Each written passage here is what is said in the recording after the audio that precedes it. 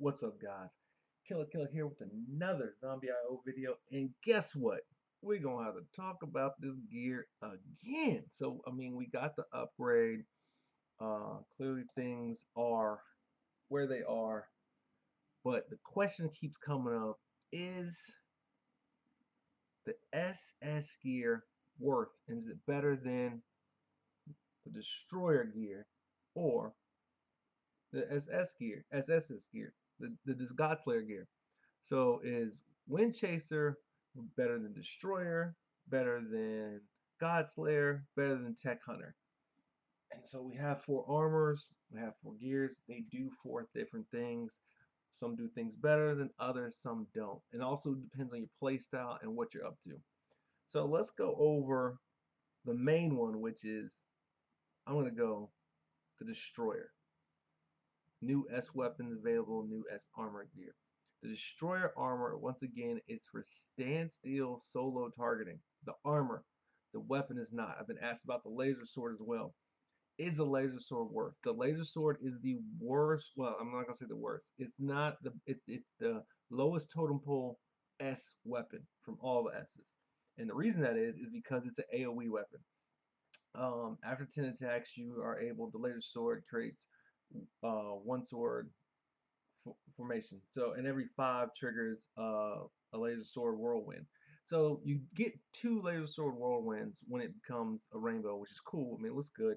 I'm gonna level it back up here pretty soon, but it doesn't translate well to long term because the damage side of it is not as hard hitting as Sky Ripper, um, which is designed for solo targeting. And what happens is you'll get crowded in the game, you'll get rushed, and the Sky Ripper will target the first thing closest to you and take it out, and so forth and so on. So you're kind of the closest threat is getting dealt with the Sky Ripper versus the laser sword. Everything's getting dealt with. That's the difference. So people have been asking me, is a laser sword or a Sky Ripper, are they comparable? What's the difference between them? If you're going to AoE mobs and all the mobs are the same health, laser swords great because it'll just boom boom boom boom boom, whirlwind whirlwind whirlwind whirlwind, and I'm destroying everything in a circle around me. Sky Ripper solo targeting, I've got more damage, 100% damage only on one target, so and it's only shooting at one target at a time.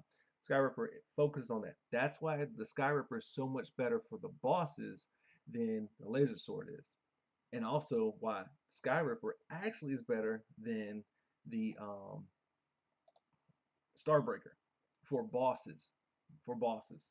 So the Sky Ripper is one of the best solo targeting weapons on bosses. Now, when they introduce the Spear of Destiny, this is the best solo targeting weapon right now because it projects 6 spears, I think. I believe. Let me calculate. Let me see. I think you get up to 6 spears at the red tier. Once you get the 6 star of it, it shoots 6 spears at the same target. That's why it's better, and it shoots through. I think so. Like for instance, if it hits the target, it could possibly go through. The Spear of Destiny is the best weapon solo in the game right now. Now, get you out of a jam. Starbreaker stuns, so it's always getting you out of jam. It's the best defensive AoE weapon in the game. Um, I like Starbreaker when I'm going through leveling. Starbreaker is the way to go. When I'm going through the challenges, Starbreaker is the way to go. Bosses, it is Spear of Destiny, and it is the Sky Ripper. Now, when I'm running right now is clearly the Starbreaker and Spear of Destiny. That's how that goes. Next, so people have been asking me about the water gun. The water gun is better than the sword, but individually, it's not better than the Skybreaker. The reason it's better than sword is because this actually has a slowing adjacent to it, and when you get it maxed out, you get 2 pools of water. So it shoots one over here and one over here, and then that controls that area. That's a big deal. It's a good defensive weapon. The water cannon is better than the laser sword because it adds a slowing agent, and it gives you a spot that you can go to where when they go into the pool of water, they're going to get damaged. They're going to take damage.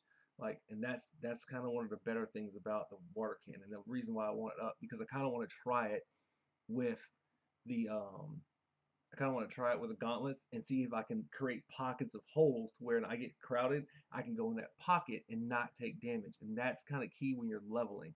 Now, for bosses, I don't know. I haven't used this on a boss, and I don't have it maxed out to know. It might shoot a pool on the boss and do more damage than the solo weapons. We'll see. As of right now, though, I'm going to still give it to this to the Sky Ripper. Let me see. There was in the water cannon games at all those. So you're kind of double stacking the pools on the boss, and that could possibly make more damage. Don't quote me on that. Someone who has it to Rainbow 4 or Mythic 4, or Myth 4, sorry. Um, you guys let me know if the water cannon does more damage than the Sky Ripper. But let's get back to the armor sets. Godslayer armor is designed for AoE mobs. Everything about it is to give you as much damage towards everything. You have a shield, you have a AoE range where things are taking damage, you have lasers coming out of certain parts of the armor that are giving you damage, you have what was it? It was the lasers. I'm trying to think. Oh, you have the Susanoo that comes out and does damage. So all that's doing damage, but it doesn't equate to single target damage. This is designed for massive mobs. It's designed to get those crowds off you. That's where the Godslayer is best in mobs. I do not use this on the world boss, and I don't use it on the guild boss. I use the destroyer armor, which we'll go over next. So the Godslayer armor, the only piece that's really good for solo bosses is the spear. Everything else is designed for AoE. It's not designed for solo. I wouldn't recommend bringing this to, you'll see your damage get cut in half. That's how bad it is. I went from, at the time, let's just say 1 billion on the guild boss to 600 million. So it's that significant. Um, let's talk about the destroyer in the tech hunter versus the double S gear. So the reason the destroyer armor is why I use the destroyer armor is designed to increase damage as you stand still. When you're in a boss fight, like for instance the guild boss, where you're not taking as much damage, the guild boss usually at about, I'll be honest with you, once you get to 1,000,000 power, the health wise, it can't kill you. The guild boss cannot kill you. So I stand still and attack it the whole time. Well, while you attack it, what happens when you stand still? Stop moving to promote damage. So you stop moving and continuous promotion of damage. Sit still for 5 seconds, damage will upgrade to a maximum of 30. Moving will reset it. So now I'm doing 30% more damage with the boots by just standing still. This is why the destroyer armor on the guild boss probably makes the most sense, because it actually does more damage with these boots. So now you might say, what about the tech hunter? The tech hunter, it has a lifesteal component into it, and it has movement increase into it, but it doesn't equate to any more damage. Like, so when below 40% health, gain a high amount of lifesteal. So this is to keep you alive. So like these boots will keep you alive, which might make more sense in mobs. So the tech hunter might be better in mobs. There's another piece in the destroyer armor, which pretty much is the offensive pieces that make the destroyer armor better. The gloves. Gloves are key.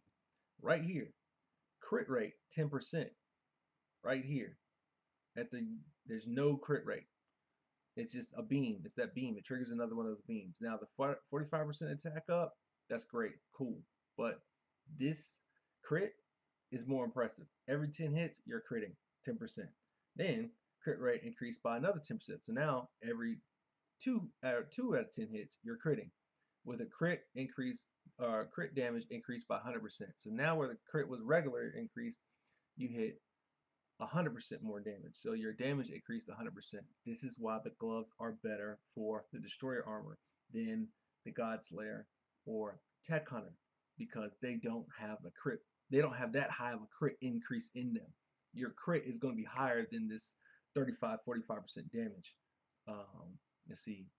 You get damage increases with the Godslayer on defeating enemies. So like as you get rolling, you get stronger. Great, that's cool and all, but that's not where we're at. That's not what I need, right?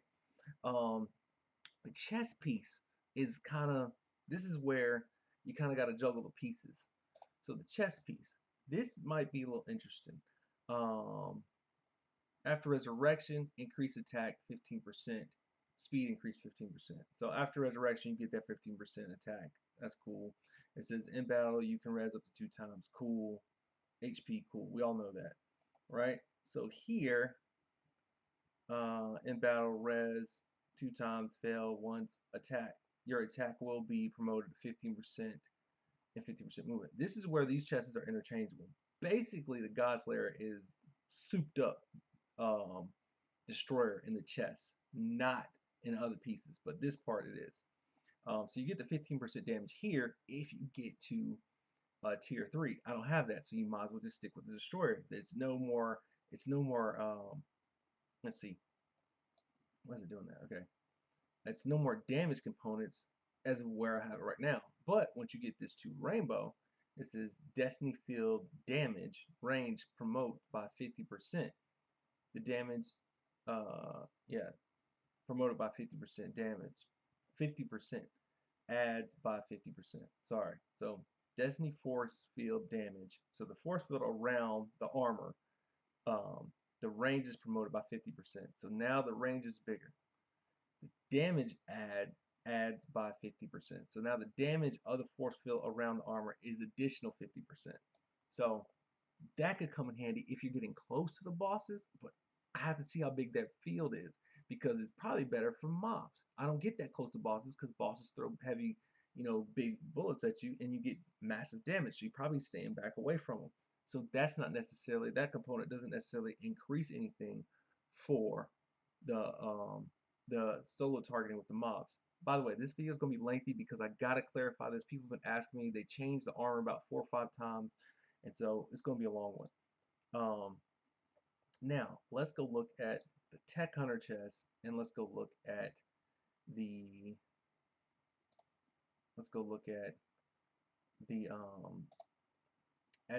the the Windchaser chest. So this one, all right, crazy state prolongs for 10 seconds, adds and becomes immune to death. So what happens is this right here will allow you to become invincible for a while. This is designed to keep you alive in mobs, not designed for one-on-one boss battles. Yes, this immune help when you're like fighting the boss, cool, but I need more damage. I don't need to be immune. I can keep myself alive in a 1v1. All right, once again, that rainbow piece, the crazy state lifesteal exceeds the upper limits of the blood volume, can convert into the hero energy shield. So you're going to get it into a portion of the shield. That's already in the Godslayer armor. So that part's already in the Godslayer armor. You already have a small white. What happens is your health is green. It's a green bar. It turns white back. So the white comes forward, and then once that goes away, then it starts taking your green. So you already have that piece in that. That's not helping you defeat bosses. Now, what will help you defeat bosses?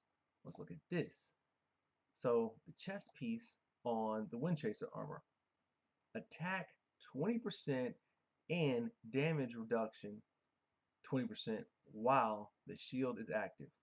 So when you have your shield active, you get a 20% increase of damage, but you got to have the shield active. Every 15 seconds, gain a shield for 15% health. So now you get that's going every 15 seconds you're going to have additional 20% damage while the shield is active. So as long as you don't take the shield down, 20% more damage. That can help you even in a boss battle. Let's see right here at the rainbow tier. Shield promotes to 25% health and the cooldown reduces to 10 seconds. So now every 10 seconds in a boss battle, you're getting that shield. While the shield is active, attack is 30% and the damage reduced 30%. So now this is more equal to the chest here. So versus I gotta stay still, or excuse me, I have to res to get that 15%. This chest is designed to do more damage to solo targets. The SS Windchaser Battle Armor chest is the best one-on-one for guild bosses and world bosses for damage. That chest is better. It's going to do more damage one-on-one. That possibly could translate into mobs too, because for some fact it doesn't, the damage is not reduced for movement or standing still. So it's going to continue. So this is the upgrade from the double S armor. This is the upgrade. So put the chest on when you're going against and get it to rainbow and go against the bosses. Increase. And I can show you guys who's actually the best in the world at the world bosses right now. Now let's talk about another piece that I happen to know because I've been kind of checking things out. The boots here. So after continuous movement for 5 seconds, damage increase 30%, and it becomes ineffective after stopping. So as long as you're moving around the boss the whole time, you get 30% damage the whole time, versus on the destroyer you have to stand still for a little bit, then get the 30% increase. So this boot is better because you're always dodging and you can just move. You're always getting more experience. This boot would increase your damage to the boss, possibly increase, but wouldn't necessarily work in necessarily mobs. But one-on-one with bosses, this boot is definitely helpful. Um, I like that. This is the way to go for Bob. Here we go. Extra 30% damage on controlled enemies. This is interesting. So extra 30% on controlled enemies. You might say, well, what does that mean? So the two controls, as of right now, we have in the game, the two controls are the electric trap and are the water cannon, because the water cannon causes the slow. The electric trap causes a slow. So if you're using the water cannon in these boots, you get another 30% damage from the water cannon. That is a good piece, but it might work better with the water cannon. So now you might do more damage with the water cannon than you do the Sky Ripper or the Spear of Destiny. I don't know because I don't have those pieces maxed out. I'm working on it. I got a couple other things we're gonna go over and talk about, but this component, these two components are what you're looking for that solo damaging. So is the Windchaser better? The boots and the chest are. Some of the other stuff doesn't really make sense to me, but the boots and the chest are. I've seen people use the neck.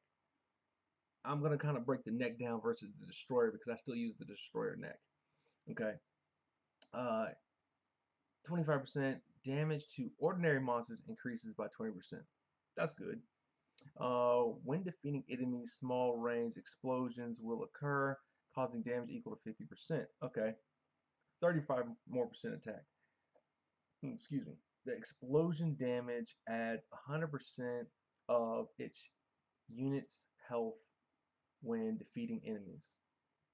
The explosion damage adds 100% of the unit's health when defeating enemies. So I guess the health of others explodes, and that's 100% of that. That's too much math and science for me. Let's go look at the neck for this one, the destroyer. 15% extra 100% when on full health enemies. This is the piece that is unclear. Is the world boss and the guild boss always at full health, or are they not? Now, on the bar of the guild boss, you can see it shrinking. On the bar of the world boss, it doesn't shrink. And in gameplay, the guild boss health bar doesn't shrink. So, are they always at full health? If they're always at full health, the destroyer neck would be better, but I don't know. Now, ensures a crit hit on enemies at full health. If they're at full health the whole time, you're critting the whole time. So then, if you're critting the whole time, this piece makes more sense. Now, where this piece might make more sense is the world boss sometimes doesn't put out just itself. Sometimes you have the snails chasing you, and then you're exploding the snails the whole time. That would make a lot more sense. Let's go to the Tech Hunter neck. The Tech Hunter neck, 15%, the lower on blood volume, the higher damage, HP load, 50% max increase. Okay, let's see. The lower the blood volume, the higher the crit rate, effective when HP is lower than 50%, maximum increase of 40%. So 40% max increase of the damage. That's situational. like a lot of times in the bosses you're at full health because you're just not taking that much damage. I don't believe that piece is helping you more. And then let's just go back to it. This is going to give you a laser beam or something, and it's not. Yeah, you get a beam, you get the 45%. There's a 5% chance to deal 10 times damage, which could come in handy because that's big. But for the most part, it's just the beams. And then right here it says add the beams, damage area on the ground effective. Yeah, just it's not. Yeah, it's the destroyer or it's the ghost. It's the Windchaser. That's the way to go. The destroyer or the Windchaser. But guys, those are the pieces that make sense. The water gun makes sense. The chest makes sense. The boots make sense. Just so we're clear, the gloves. Crit rate increased 10%. Crit damage increased by 50%. Each monster killed two. Crit damage increases by 50%.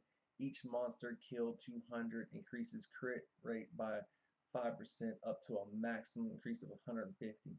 So killing waves, this makes sense, but on a regular boss, you're only staying at an increased damage of 50% with a 10% increase versus the gloves from the destroyer are 20% crit off the rip and 100% crit damage.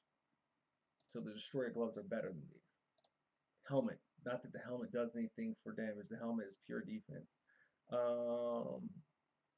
You will trigger every 3 seconds a ghost state. Ghost state allows you to move through things without taking damage. The ghost state increased by 50% in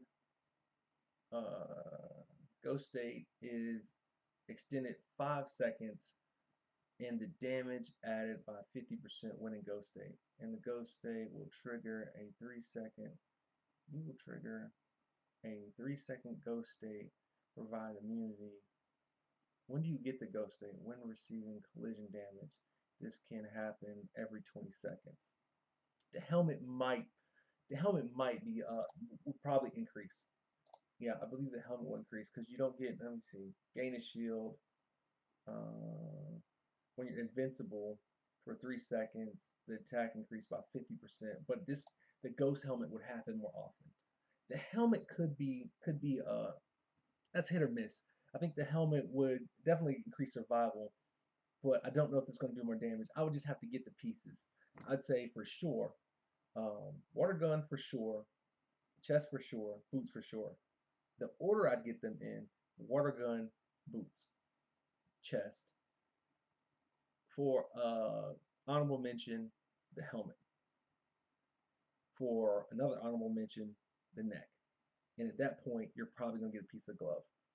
Now, I said this video is going to be long, so I'm going to make it longer because we're already at 23 minutes.